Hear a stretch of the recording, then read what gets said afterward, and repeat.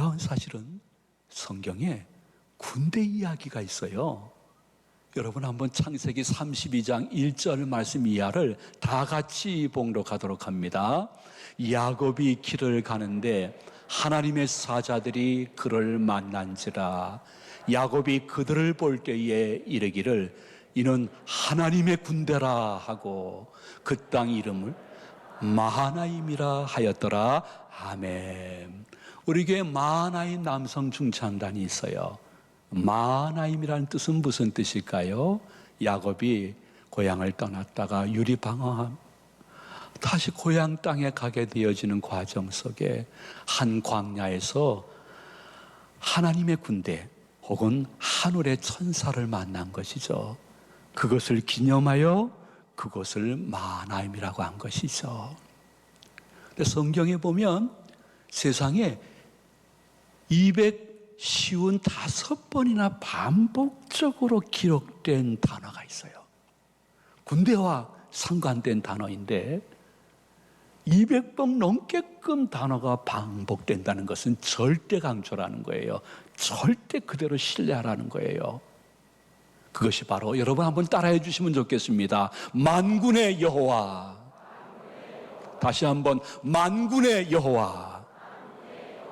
여러분이 믿고 따르시는 분은 만군의 여호와여 나는 그분의 군사인 줄로 믿으시기를 바랍니다. 아버지 하나님은 만군의 여호와. 만군의 여호와란 뜻은 무엇일까요? 최소한도 세 가지 의미가 담겨져 있는데 제일 먼저는 이 세상의 모든 만물과 인간을 창조하신 하나님의 뜻이 만군의 여호와인 것입니다. 두 번째는 만군의 여호와란 뜻은 무엇이냐 하면 인간 모든 국가 그리고 교회, 개인 가정사에 대해서 굉장히 공의롭게 판단하시고 정의롭게 심판하시는 분을 이야기할 때에 만군의 여호와 하나님이라고 말합니다. 이 세상에 이루어지는 모든 일들과 심지어 전 세계에서 유행되고 있는 코로나19 바이러스 사태도 아버지 하나님이 공의롭게 판단하시고 정의롭게 심판하셔서 자신이 하나님인 것을 보여주셨고 앞으로도 보여주실 줄로 믿으시기를 바랍니다. 동시에 만군의 여호와 하나님이라는 뜻은 무엇이냐 하면 어떠한 만물, 어떠한 사람과 감히 비교하는 자체가 이거 불경이야, 이게 불경스럽게 어떻게 그렇게 비교해 할 수 있을 정도로 절대적인 권력과 권세와 권능을 가지신 분을 지칭할 때에 만군의 여호와 하나님이라고 말씀하십니다. 그래서 세상에 수만 가지의 종교가 있는데 그 수만 가지의 종교의 경전 속에서 만군의 여호와라는 표현을 쓸 수 있는 종교는 바로 기독교 경전 성경 한 군데밖에 없습니다. 아버지 하나님, 내 인생과 삶 속에 만군의 여호와 하나님으로 앞서가시며 돌보아 주시고 어떤 땐 대신 싸워주시는 것을 경험하고 체험했던 이사야 선지자는 그의 이사야 45장 12절 말씀에 만군의 여호와 하나님을 이렇게 고백했습니다. 우리 한번 다 같이 내 고백으로 고백합니다. 내가 땅을 만들고 그 위에 사람을 창조하였으며 내가 내 손으로 하늘을 펴고 하늘의 모든 군대에게 명령하였노라. 아멘. 만군의 하나님 여호와께서는 자신의 모든 생사화복과 인간을 향한 때로는 축복 혹은 때로는 징계를 자신의 하나님의 거룩한 천사 하늘의 군대들을 동원해서 각 나라와 민족과 교회의 개인들에게 지금도 역사하시는 우리 곁에 굉장히 가까이 계신 하나님 만군의 여호와 하나님을 아주 청소년 시절이지만은 절대 절제하게 신뢰하고 어린아이처럼 순수하게 믿었던 한 사람이 있었습니다. 그 사람이 바로 다윗입니다. 이 청소년 다윗이 나는 어디를 가더라도 나 혼자가 아니고 만군의 여호와 하나님 나와 함께 한다는 것을 믿었기 때문에 그 누구도 가까이 가기 무서워했던 골리앗을 향하여 만군의 여호와 하나님의 이름으로 내가 같이 한판 뜨자 하면서 나가는 장면이 사무엘상 17장 45절 이하에 기록되어 있는데 우리 한번 다 같이 봉독합니다. 다윗이 블레셋 사람에게 이르되 너는 칼과 창과 단창으로 내게 나오거니와 나는 만군의 여호와의 이름 곧 네가 모욕하는 이스라엘 군대의 하나님의 이름으로 내게 나아가노라. 아멘. 여러분, 만군의 여호와 하나님을 믿고 그분과 함께 인생과 신앙생활을 할 수 있다 그러면 여러분들은 결코 패배하지 않고 합력해서 선을 이루고 승리를, 감사를, 기쁨을, 찬양을 그분께 올릴 수 있는 삶이 될 줄로 믿으시는 분만 아멘 하시기 바랍니다. 그러면 하나님의 군대의 십자가 군사가 된 우리들은 어떻게 삶을 경영해 나가야 될까에 대해서 하나님은 본문 4절에서 이렇게 말씀하고 있습니다. 우리 다 같이 봉독합니다.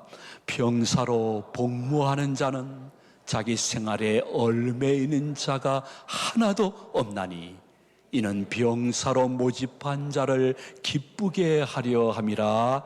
아멘. 본문 말씀 속에 여러분들이 현미경을 대어서 확대해서 보셔야 될 말씀은 자기 생활이라는 뜻입니다. 자기 생활. 이 생활이라는 헬라어 언어 속에는 두 가지 의미가 담겨져 있다고 합니다. 자기 생활, 생활의 첫 번째는 자기 생업, 두 번째는 자기가 하는 모든 일. 하나님의 군대의 군사인 여러분 한 사람 한 사람은 어떠한 선택이나 결정을 할 때에 두 가지에 얽매이지 않는 증표가 있다는 것입니다. 물론 하나님의 군사로 임명받지 아니한, 즉 아직도 성도의 반열에 들어오지 못하신 분들은 삶을 살아갈 때에 최우선이 자기 생업입니다. 타협할 수 없습니다. 두 번째는 자신에 대한 모든 자유와 권리입니다. 이거 건드리지 마라. 이 민주주의 체제에서 나 이거 건드리면 나 승질내. 이것은 아직 그리스도의 군사가 되지 않은 분들의 독특하면서도 어쩌면 당연한 흐름이라 볼 수 있습니다. 그런데 아버지 하나님께 그리스도의 병사로 부름을 받은 이 자리에 참석한 영상 예배를 드리고 있는 모든 성도들 한 분 한 분은 어떠한 선택과 결정을 할 때에 자기의 생업과 자기가 하는 모든 일에 얽매이지 않고 다른 것에 더 신중하게 어떤 데는 담대히 결정하고 진행하는 특성이 있습니다. 그것은 무엇일까요? 우리 하나님의 군대의 병사인 여러분들은 다른 건 몰라도 하나님께 나오는 것, 그리고 아버지 하나님께 예배 드리는 일에 대해서는 자기 생업에 얽매이지 말아야 되고 자신의 개인의 모든 일에 얽매이지 말고 우선이 돼야 되고 때로는 내 생명까지 걸겠다고 마음에 작정해야 될 것은 우리를 부르신 여호와 하나님, 만군의 하나님을 기쁘시게 하는 굉장히 중요한 경건이기 때문인 것입니다. 여러분이 정말 하나님의 자녀라고 하면 모든 성경의 가르침이나 대소요리 문답의 핵심 중에 핵심이 무엇이냐 하면 성도는 하나님을 영화롭게 하며 예배를 통해서 그를 영원토록 기뻐하는 사람들이 성도라고 말씀했기 때문인 것입니다. 우리는 살아가는 방법이 다른 사람입니다. 아니, 달라야 됩니다. 정말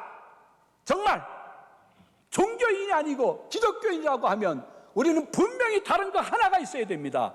그것은 무엇이냐면 내가 살아가는 목적이 총사령관 되시는 만군의 여호와 하나님을 기쁘시게 하기 위해서 내가 살아가며 그분께 영광을 돌리기 위해서 살아갑니다. 그분이 제일 기뻐하시고 그분이 제일 영광을 받으시는 시간이 예배 드리는 시간인 줄로 믿습니다. 저는 그것만큼은 내 생업과 내 개인적인 모든 일에 얽매이지 않아서 나를 영적인 군사로 부르신 하나님을 기쁘시게 하면, 그분이 기쁘시면 그분이 나에게 기쁨을 주시는 때가 있을 줄로 믿습니다. 내 예배를 받으시고 하나님이 행복해 하시면 하나님의 행복이 나에게도 어느 날 내 가정 구석구석에 포도 열매처럼 맺혀지는 것을 보게 될 줄로 믿습니다. 그 고백이 그리스도의 병사인 여러분들의 고백이요, 신앙이요, 살아가야 될 이유요, 예배드려야 될 이유가 되시기를 소망을 드립니다. 그렇게 살아가면서 하나님의 몸된 교회 사역에 내가 직간접적으로 뛰어들어서 혹은 주중에 혹은 주일에 나를 구원해 주신 아버지 하나님의 은혜에 감사하면서 내 맡겨진 작은 일에 은밀히 끝까지 충성하는 것을 만군의 여호와 우리들의 삶과 신앙의 총사령관 되시는 하나님이 보시고 최소한 30배, 최대 100배로 현세와 내사에 갚아주었기 때문에 여러분들이 이 순간에도 주일 예배를 지금 드리고 있는 것입니다. 그러면 아주 최소의 의미에서 만군의 여호와 하나님을 기쁘게 하는 군사의 모습은 무엇일까요? 그건 뭐 당연할 겁니다. 탈영하지 않는 것입니다. 저는 현역병으로 있었고 현역병으로 있는 시절에 탈영한 한 병사로 말미암아 나머지 모든 병사와 하사관, 지금 뭐라고 표현하는지 잘 모르겠습니다. 이해해 주세요. 그리고 장교분들이 엄청난 고통을 당하는 것을 봤습니다. 본인도 결국에는 군대 형무소에 가게 되잖아요. 저는 기독교인들도 마찬가지라고 생각합니다. 여러분, 나를 부르신 그분을 늘 의식하면서 주위에 나를 탈영시키려고 하는 많은 사람과 영이 있다 할지라도 최소한도 나는 이 영적인 군대에서 탈영은 안 한다. 탈영은 안 한다.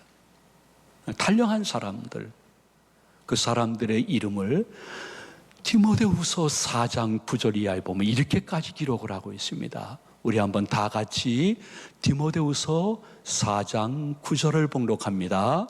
너는 어서 속히 내게로 오라. 대만은 이 세상을 사랑하여 나를 버리고 데살로니가로 갔고 그레스게는 갈라디아로, 디도는 달마디아로 갔고 누가만 나와 함께 있느니라. 아멘. 여러분, 할 수 있거든. 할 수 있거든. 어떠한 상황과 사람 때문에 상처를 받고 낙심을 한다 할지라도 그럼에도 불구하고 탈영은 하지 말아야 됩니다. 여러분, 탈영하면 탈영됩니다. 무슨 말인지 잘 모를 것이 한국말인데도요. 제 마음속에 늘 갖고 있는 생각 중에 하나가 탈영되면 탈영됩니다. 여러분, 신앙생활을 나 잠깐만 쉴래? 나 몇 달만 쉴래? 나 교회 봉사 한 1년만 쉴래? 기독교는 아닌 것 같아요. 저 천주교나 불교로 갈게요. 하면서 탈영하게 되어지면요, 이 회복되는 것이 쉽지가 않아요. 탈영이 됩니다. 그 사람에게서 성령이 점점 떠나게 됨으로 말미암아 하나님에 대한 기본적인 예의도 지키지 못하게 됩니다. 그래서 연예인이나 운동선수에게만 안티가 있는 게 아닙니다. 하나님에게도 안티가 있습니다. 교회를 전혀 다니지 못하고 교회의 모든 구조라든지 모든 행사를 전혀 모르는 사람보다 조금 교회 다니다가 실망해서 탈령한 사람이 더 하나님에 대해서 안티가 되어져서, 교회에 대해서 안티가 되어져 직간접적으로 하나님이 원치 않은 일을 하게 되어지는 것을 볼 때에 이 탈령하면 여러분 탈령됩니다. 그러니까 내가 너무 힘들고 감당이 어렵고 저것도 진짜 교회니까 죄송해요. 저런 놈도 정말 교회니까 할 때 여러분 기억하세요. 나도 한번 보세요. 내 자신도 보면요, 내 자신도 그 사람하고 별로 크게 다를 것이 없는 것을 알게 될 거예요. 항상 그 사람, 그 상황만 보니까 내가 극단의 실망에 처하지, 한번 그 순간에 나는 어떨까 한번 보세요. 그러면 무엇이 내게 다가오는 거 아니? 할 수 있으면 나 그 사람 교회 안팎에서 안 만나면 되잖아. 넌 탈령은 안 할 거야. 할 수 있거든 안 만나면 되는 거예요. 그 일? 할 수 있거든 그 일 근처에 안 가면 되는 거예요. 그리고 오직 예배와 기도에 집중하는 거예요. 그리고 내가 맡겨진 그 일에 항상 더욱 끝까지 그냥 충성하는 거예요. 그 사람과 그 상황에 너무 얽매이지 않기 위해서는 거리를 좀 많이 두시고요. 전과 달리 더욱 예배와 기도에 집중하면서 내 일에 충성하게 되면 이 또한 지나가는 것을 볼 수 있음을 고린도전서 15장 18절에서 강력하게 말씀하고 있습니다. 우리 한번 다 같이 봉독하도록 합니다. 그러므로 내 사랑하는 형제들아, 견실하여 흔들리지 말고 항상 주의 일에 더욱 힘쓰는 자가 되라. 이는 너희 수고가 주 안에서 헛되지 않은 줄 알미라. 아멘. 따라해 주면 좋겠습니다. 항상 주의 일에 더욱 힘쓰는 자가 되라.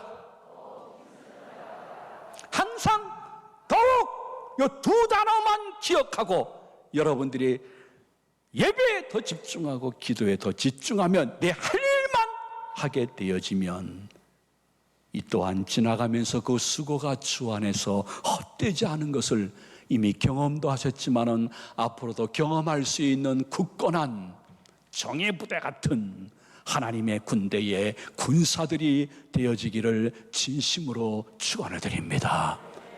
하나님의 성령 보혜사 여러분들께서 순간순간 이 일을 위하여 지켜주실 것입니다. 동시에 사단마귀 귀신은 계속해서 여러분들을 단련시키려고 별의별 짓거리를 다 할 것입니다. 이것이 하나님의 거룩한 영의 역사일까 아닐까 알 수 있는 것은 사람이 많이 있는 곳에서는 알 수가 없습니다. 우리 기독교인들에게는 홀로 있는 것이 저주가 아닙니다. 우리 기독교인들에게는 홀로 있는 것이 아닙니다. 만약에 만군의 여호와 하나님 존전에 서 있다고 하면 홀로 있는 시간이 도리어 만군의 여호와 하나님의 뜻을 발견할 수 있는 굉장히 중요한 순간들이 될 것입니다. 여러분, 하나님 모시고 홀로 있는 시간이 아니고 도리어 깨달음의 시간이라는 것을 경험할 수 있는 한 주간 되시기를 축복을 드립니다. 어차피 우리는 하나님의 군대의 군사로 임명받아 지금까지 왔기 때문에 우리는 지금 유람선 타고 있는 거 아닙니다. 전투선 타고 있는 것입니다. 코로나19를 통해서 여러분들이 지금 유람선을 탔는지 전투선을 탔는지 정확히 여러분 자신들을 볼 수 있는 한 주간을 지금 지내고 있습니다.